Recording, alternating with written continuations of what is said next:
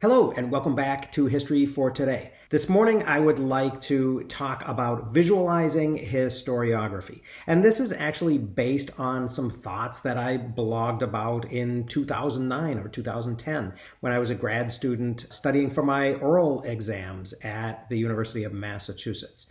I spent a lot of time while I was a grad student in a library carrel, reading through piles and piles of books.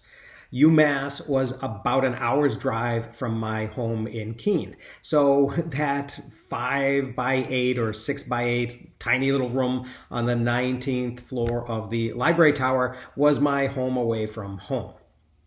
I could store all the books that I had grabbed off of the library stacks in the tower and also had requested via interlibrary loan and put them there, only needing to stuff a couple into my backpack every evening that I could take home with me to New Hampshire. I tried to keep track of the connections between the books that I was reading. And that simultaneously got me wondering how I should think about the historiography of my field for my particular comps project. Did it make sense to trace the development of subdisciplines like the new social history, or to group all labor historians regardless of the techniques that they used? And this question became even a little bit trickier for me when I found that the subject that I was pursuing and exploring, American rural history, had much fuzzier edges than labor did, or than even its counterpart, urban history, did, which was much more distinctly organized. Being a nerd, I naturally looked to the computer for tools.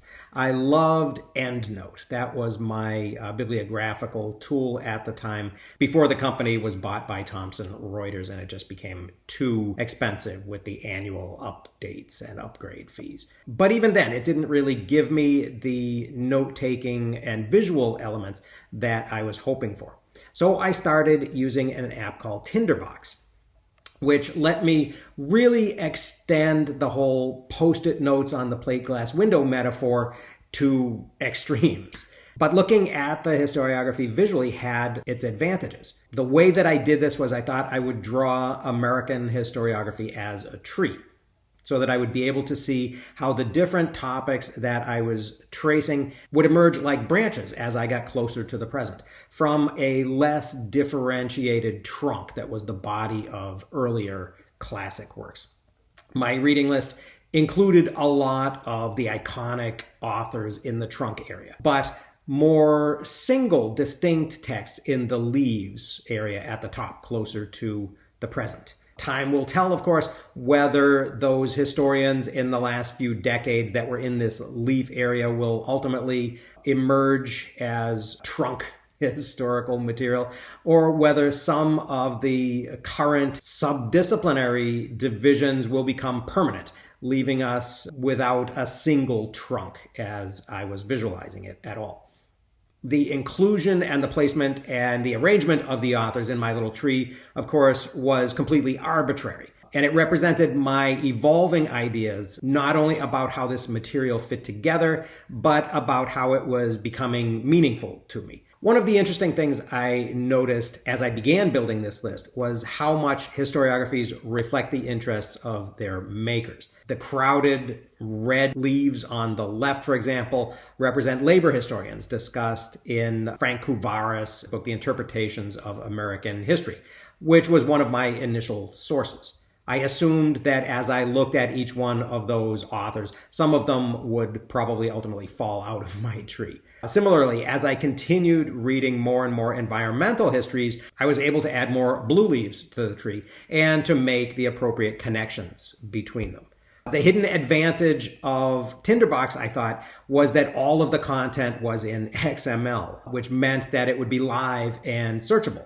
That would mean that I could create agents that would sift all of the pages behind these leaves where I had attached my abstracts and my reviews of these titles and ideas of my own for my own writing and even just random notes. I thought that it would be easy to see all the historians, for example, who had responded to Charles Beard or to Frederick Jackson Turner, or all of the books that discussed free banking or the agrarian myth.